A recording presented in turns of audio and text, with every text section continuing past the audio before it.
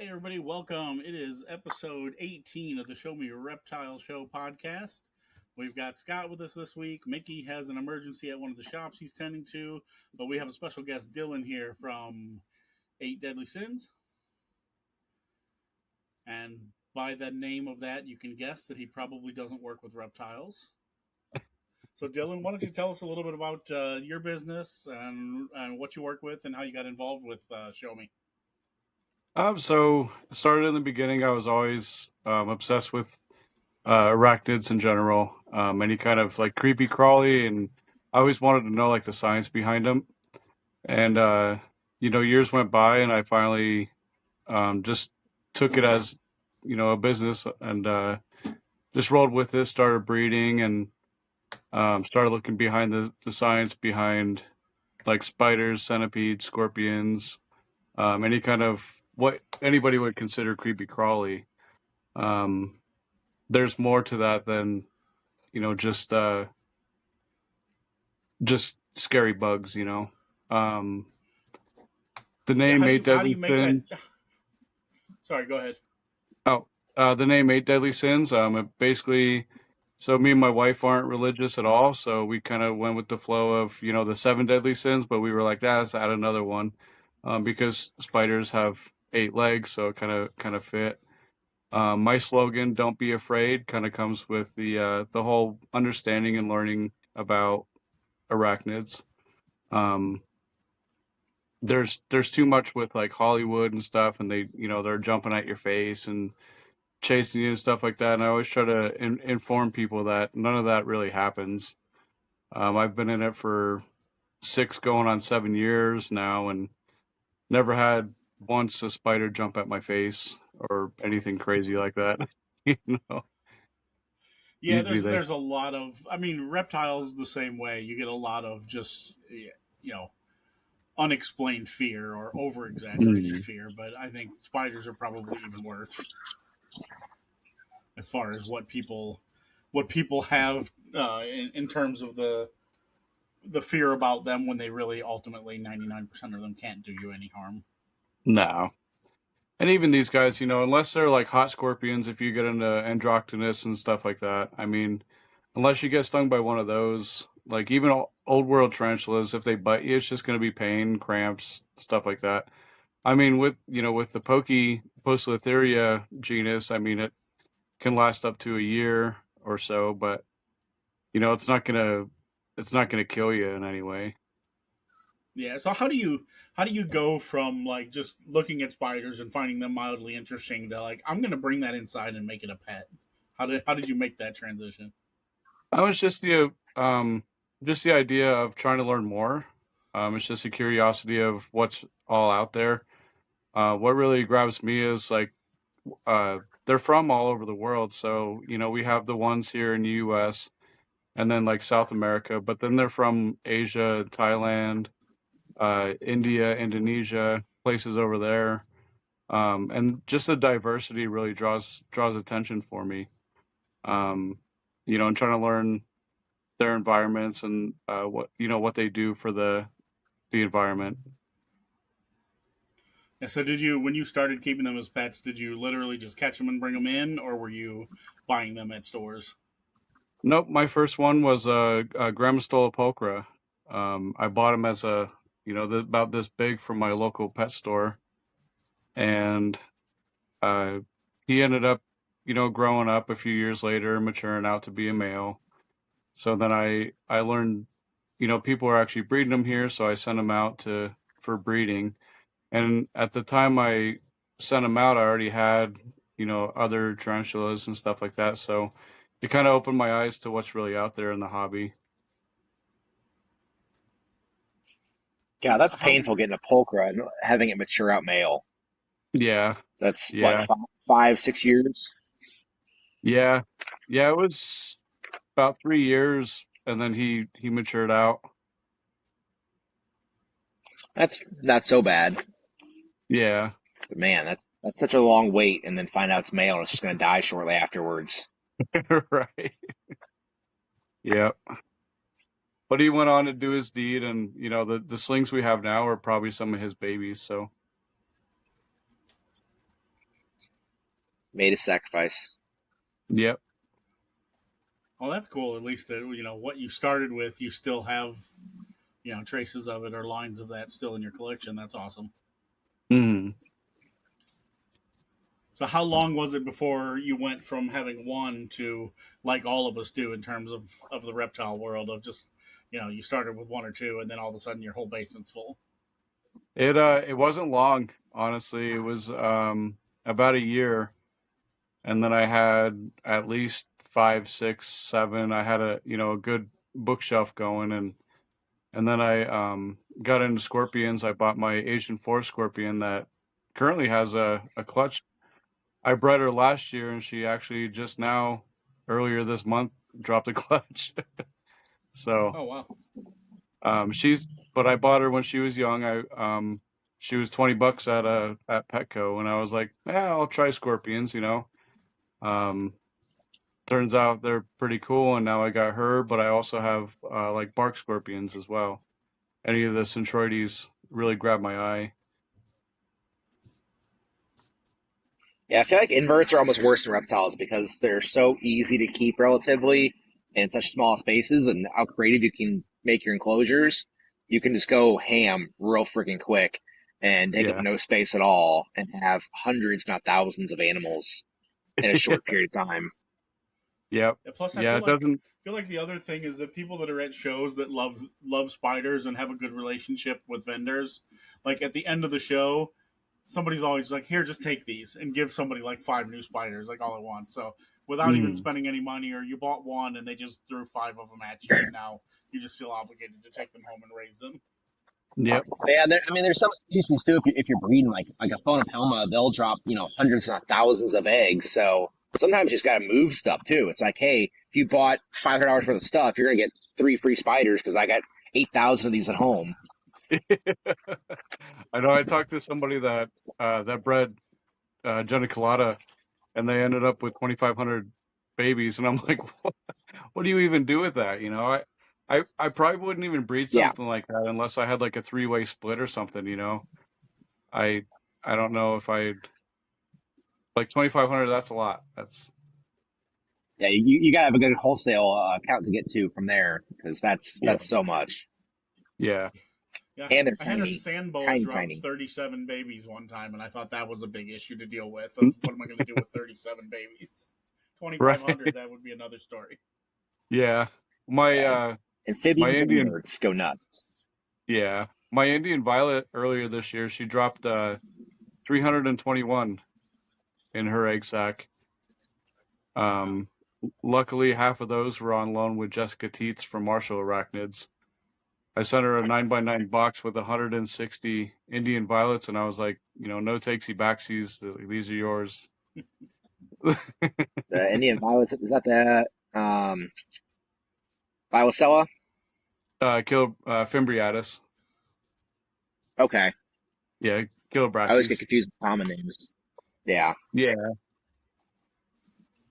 And so when you get that many babies, what do they get set up into start, like souffle cups or? So I have just these here. They're just the 2-ounce deli cup. Gotcha. I'll fill them up about right here with dirt, and then kind of dampen it down a little bit. So the trick about slings is you have to keep them a little bit more on the humid side.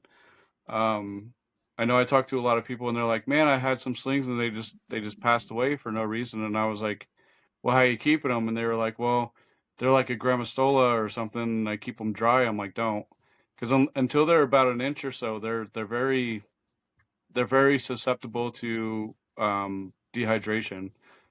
So it's important to keep that substrate a little bit on the damp side, even as slings.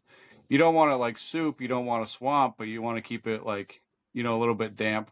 Run water down a couple sides. Make sure it's at the bottom levels, getting soaked into the substrate. Yeah, God, I can't even imagine Yeah, that. Then trying to get 2,500 of those, like get the moisture just right on 2,500. That's Yeah, that's the challenge. right. Yeah, that's a couple days work right there.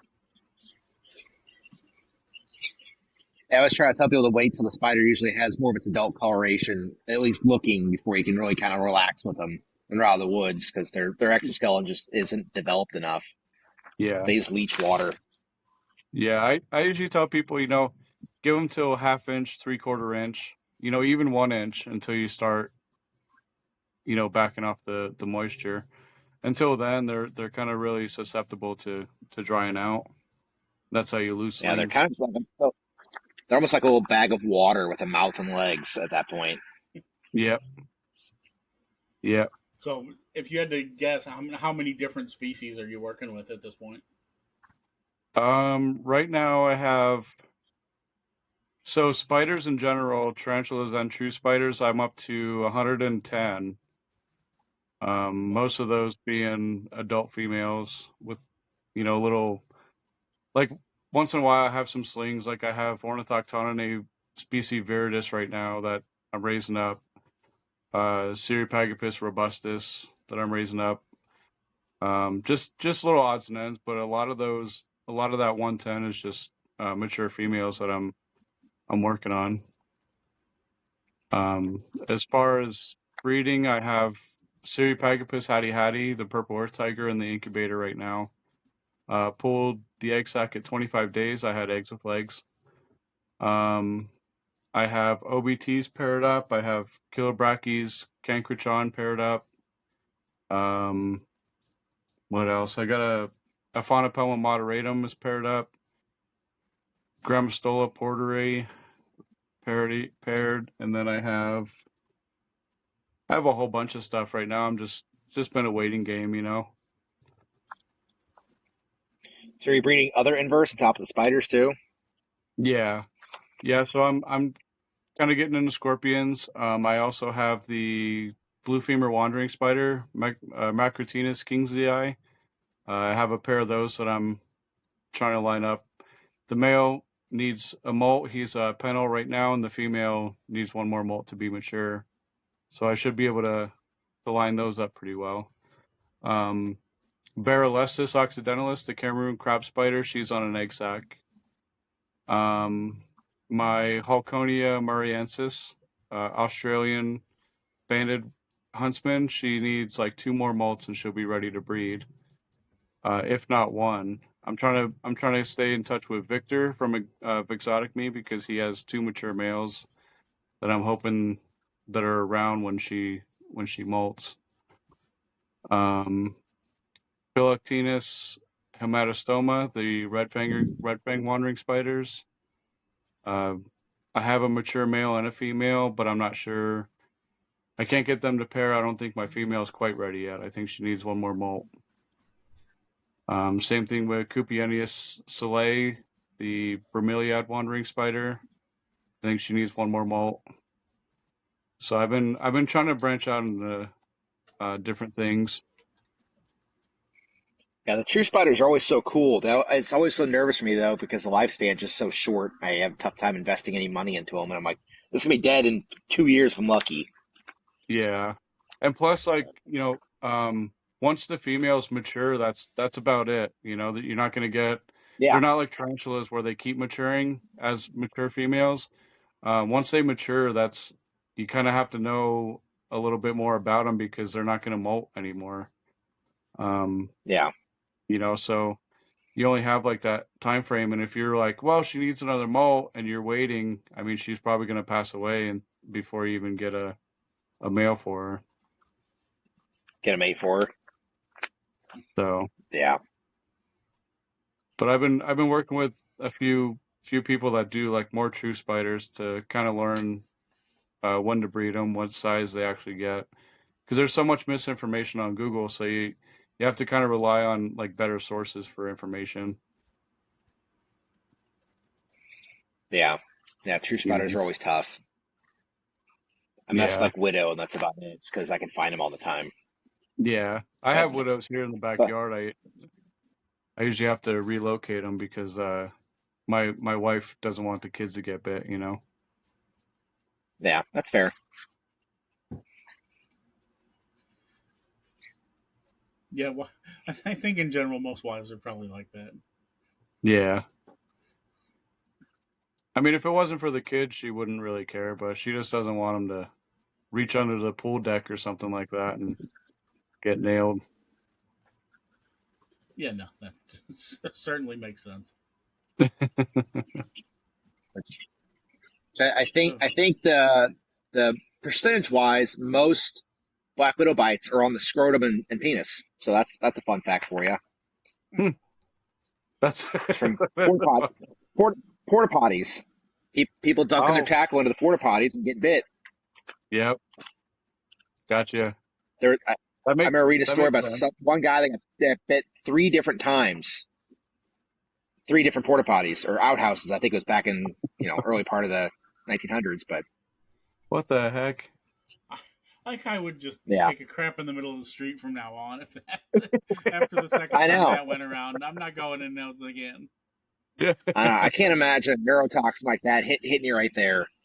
yeah, That would ruin your whole year. And I right. can't really think of Yeah. anywhere I want them to bite me, but that's one of the least likely places I'd want that.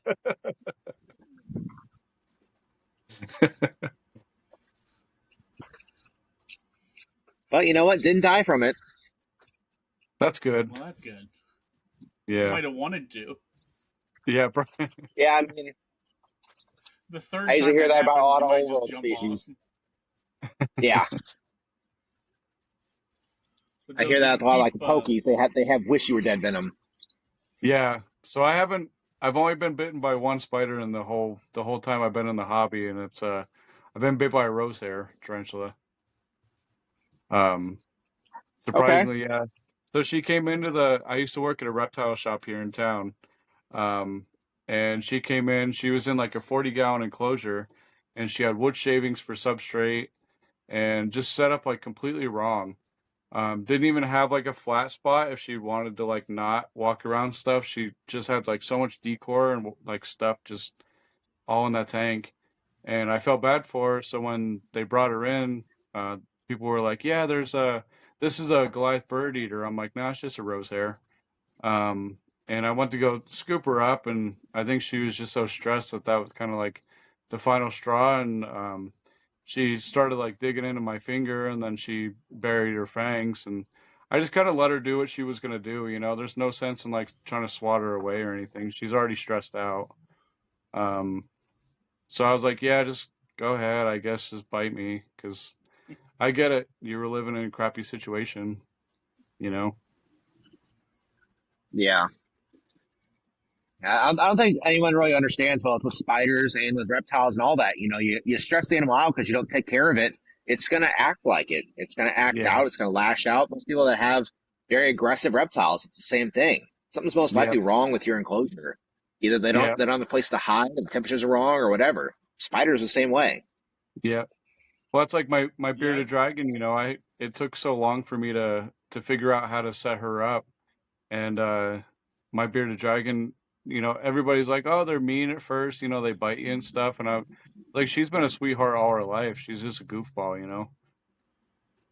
yeah, I think you're right. So many of them are just misunderstood, or people just don't know how to read body language from the animal. Because I had that Yeah. so many times. I would buy snakes from somebody, and they would be like, "Oh, it's this one. It's an asshole. It bites me every time." And then like that snake will never bite me in the whole time I buy it or own it. So I don't know. Yeah. It's just I think they just misread them or handle them improperly, or like you Or said, just not keeping them correctly, and they're irritated. yeah. I mean, you set them up right, what they need, temperature, humidity, lights, stuff like that. Give them the right diet. And I mean, you should be in the clear, the animal's comfortable, so there's no reason for it to lash out. Yeah. So now, do you keep any reptiles or just all spiders, all arachnids?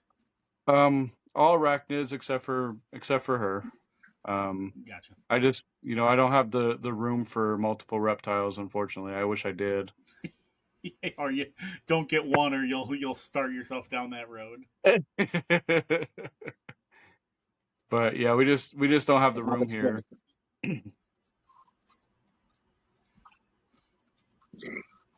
Yeah, Scott gets that too. Unfortunately, from on top of loving the reptiles, he coordinates and runs shows. So people are always trying to give him stuff or to give his son stuff. So his collection Hmm. grows accidentally. Yeah. Yeah, it's mostly my kid now. Everyone's met my kids, and now they're like, "Hey, bring this home to Luke." I'm like, no, no, I already care for enough of Luke's animals. exactly. That's just another mouth I have to feed. Yep. Luckily, crickets and roaches are relatively cheap, but I could just imagine like people give you free snakes and stuff, and I mean that's more mice and stuff that you got to get. I know one of our vendors at the last St. Louis show was like, "Hey, bring this ball python to your kid." I'm like, "No, I'm not getting any more snakes in my house. I pay enough for rats as it is." Yeah. Yeah, that's the bad part. I had sand boas all along, and like they stay relatively small. A male sand boa is going to eat a mouse fuzzy for its whole life. It's never going to get bigger than that. But then yeah, my partner in the reptiles starts sending me ball pythons, and they start aging up, and then all of a sudden now it's not like 50 cents for a mouse fuzzy. Now you're buying like $2 and $3 adult rats, and oh Yep. man, it adds up in a hurry. Oh yeah. Those are cheap rats there too. Yeah. Yeah, because I cannot do the rodents in my house. I can't. The smell can't. Oh I don't hell care how no. clean. I don't care how clean you keep it. You can't keep it perfectly clean enough to not have that smell. I don't know. Yeah, I've got. My daughter has guinea pigs, and they don't really stink. Yeah, but keeping like a guinea pig or two is different than keeping a rack of rodents, though, That's true. Yeah. as Yeah. far as odor is concerned. Especially like Like rats. I've I got, heard rats smell horrible. yeah, rats are terrible. They've got like scent glands that they mark territory with and stuff. It's the Yeah. whole Ugh. thing. Yeah, if you have Yeah. pets and you have just females, they're not bad. The females stay clean and it's not bad. But if you have male rats, it's just like you can clean the litter and the next day you're like, oh man, awful. Yeah, but I got a dozen roach colonies, and you can't smell that at all. No. It's way easier life. Yep. So when I thought Dylan about. first logged in, I could hear all the crickets in the background. He said they've gotten to a point now where like his wife can't even sleep if there's not a cricket sound going on behind it. Yep. I can believe it. My house, it's frogs calling. Yep. Oh yeah, I See, gotta it's like imagine like when those things start maturing, your house has to be crazy. Oh yeah, springtime. Whenever it's raining consistently, it gets loud because I got so many different species. Normally, it's like I got one species calling one night, one species the other. It's not too bad, but springtime, it's everyone's calling. It's kind of that's cool kind of though. It's cool like though. your It's like own a little jungle. little rainforest. Yeah. Yeah, the mossy frogs are the first one that threw me because their call almost sounds like a smoke detector. So I was checking my house for like smoke detector for like a week, trying to figure out where the hell's the sounds coming from. So we got carbon monoxide. Nope, just frogs. Yep, just frogs.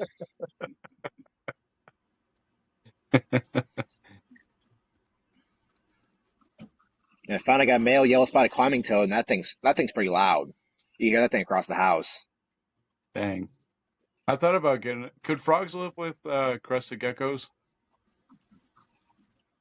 I mean, I suppose they could. I wouldn't necessarily recommend it, especially like a dumpy tree frog will try to eat a crested gecko all day long. They'll try to eat Okay. anything that moves.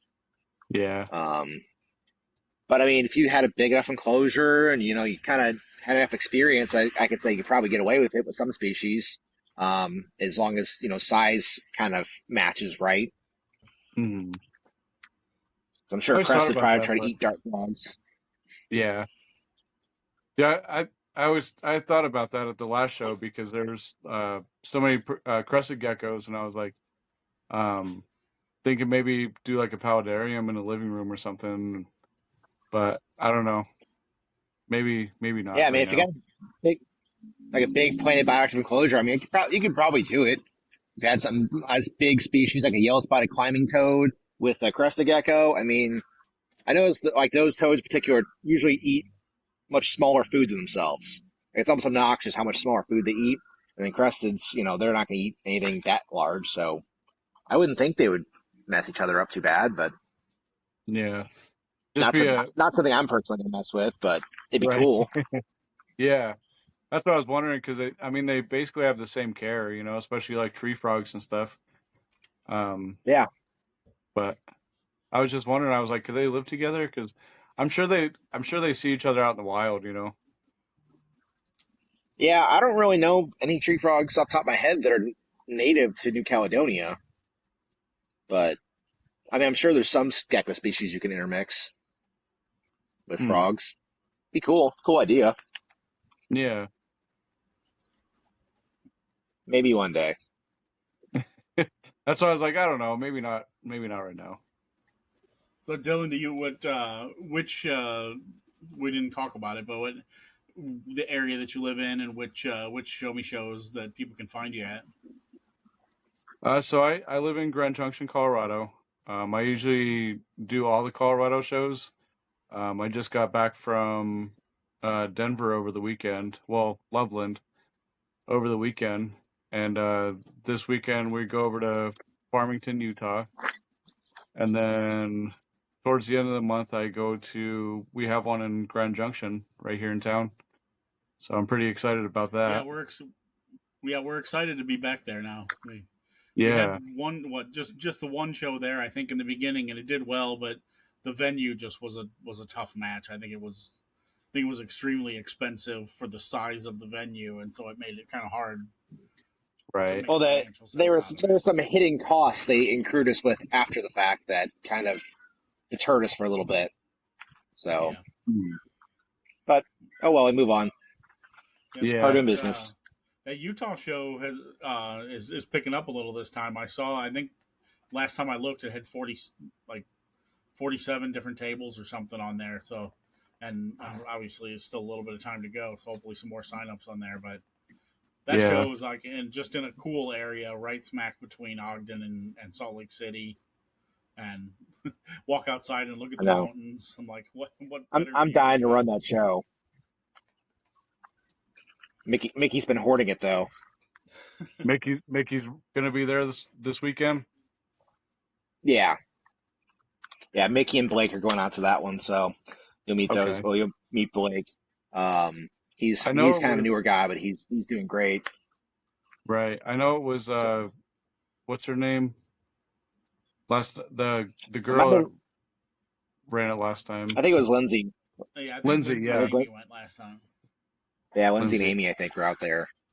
yeah, So yeah. We did some like Lindsay brought her like photo box, and we did like little photo shoots with some spiders. Yeah, I got to yeah, meet Ty from Salt Lake Underground Tarantulas, which I don't know if he's going to be there this time. I think it's just me and Victor this time around. that's well, that's good. possible. That's good for you. I mean, have less vendors selling That, the that, same stuff as you is good, and the show is growing. So Yeah, I mean, I don't it's one really great look thing at about Project Rose anybody is all the networking. right. I don't really look at anybody like competition. It's not really like that. yeah, Um, I try not to create bad blood with anybody that I vend with. I feel like spiders is kind of a unique thing compared to like reptiles because there's so many different species, and so Mhm. people end up working different species all the time. Everyone's got different availabilities, and also you guys can work together. Like you got something that matures out male, cool. You got a female, let's work together. Let's partner up. We'll pair it up, split the babies. Everyone's good to go. Yep. Yeah, that's kind of how we do it. I even talked to Victor. I was like, "Hey, I got like a couple mature males here. Do you need some?" And because I have an OBT mature male, and he has that Australian banded huntsman mature male, but I don't think my female is quite ready yet. Um, and then I got a couple other mature males here that I offered him. I was like, "Well, let me know because I know you'll be there this weekend. I can probably bring them with me. You know, yeah, if you can use them, take them. yeah. I think that's one of the cool things when you get in the whole reptile and spider world for that matter, but just get people working together, the community, what you Mm, can do, and growing together versus just battling head to head. yeah, I figure we're in this together. You know, um, no sense in creating bad blood and burning bridges. Absolutely.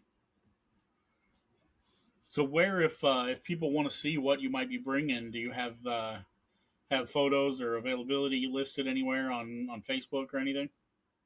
Yeah, so I have my my business page. It's 8 Deadly Sins LLC. I have 950 followers. I'm working my way up to 1,000. Sweet. Trying to maybe do like a giveaway at 1,000. It's going to be kind of exciting. And then I have my website, 8deadlysins.net. Usually I drop all my new inventory there, and I'm doing calendars as well, for people that are interested in having a calendar. This year they're a little bit bigger than last year. I think they were like 8x11 last year. This year they're 11x17 size calendar, but it has all my photography. So I do photography, and then I pick out the best ones for that year, and I'll go ahead and put them on a calendar, and people can have them in their spider rooms or something like that, you know. That's cool. I also just got We'll some put lanyards. all of these. We'll put all of the addresses for all this in the comments section, so everybody Okay. can go check it out. Yeah. Have you I've have you had a also, chance to check out our marketplace yet? Swimming marketplace?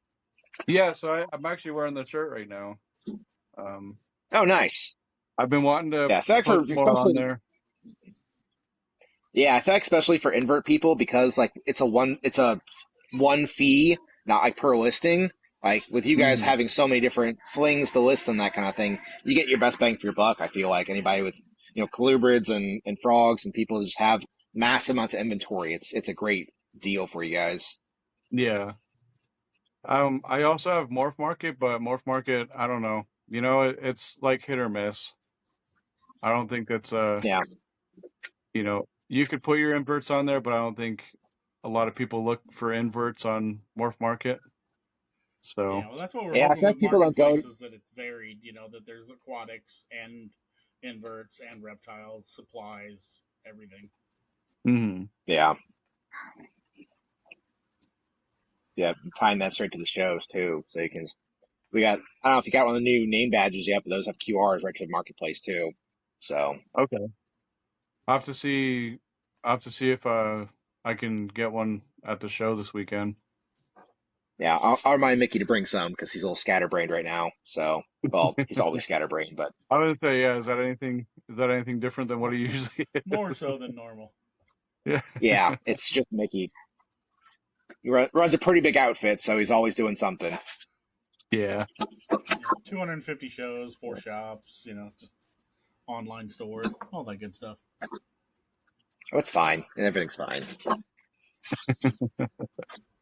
We just try to wind him up and point him in the right direction each weekend when we need him. Uh-huh. Give him a extra cup of coffee, keep him going. Oh yeah, energy drinks and nicotine. Just that's all he's fueled on. And I know he does. what was it? Freddy's and some chickens. I know he does construction, so that probably probably goes He hand in doesn't. hand with the.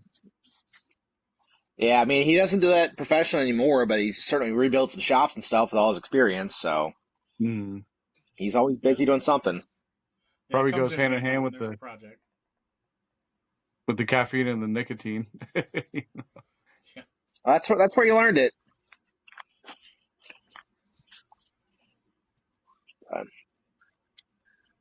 All right, folks. I think we got everything, Brady? Answer I all the think so. The only questions. thing I was gonna say, we did have didn't we just reschedule OKC?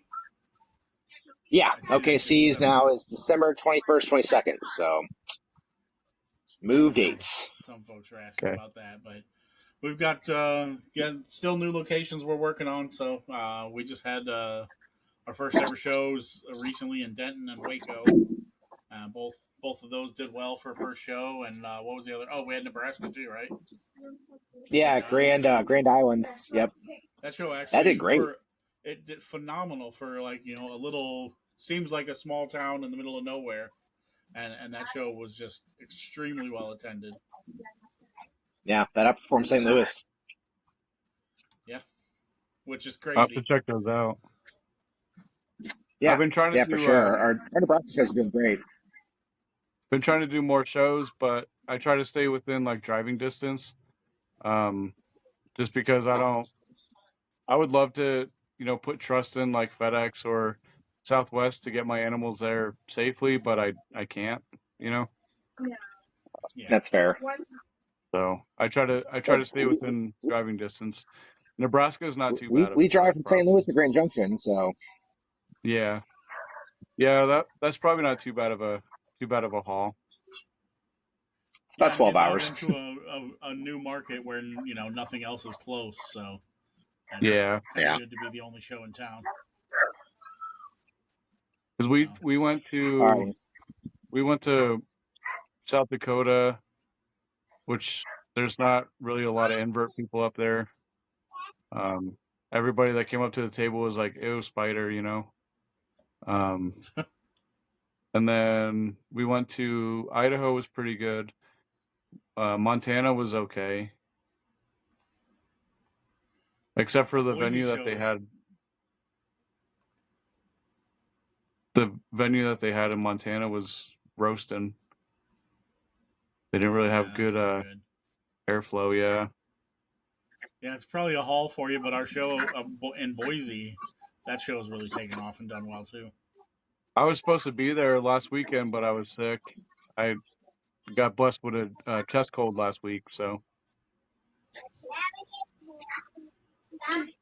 All I righty, didn't. folks. I'm getting looks because my wife's here unloading groceries, so I gotta hop off here. Alrighty, well, Dylan, we really appreciate you giving us some time, and like I said, send me all the links to all your online spots. We'll put those in the comments, and I'll put in there too what your upcoming show schedule is looking like, so we can hopefully get some people out to come visit you and take home some new eight-legged friends. Yeah, for sure. Well, thank you guys for having me. Yep, thanks a lot, Absolutely, it's man. nice Have a meeting you. great evening. Yeah, All thank right, you. take Have a good care. night, guys.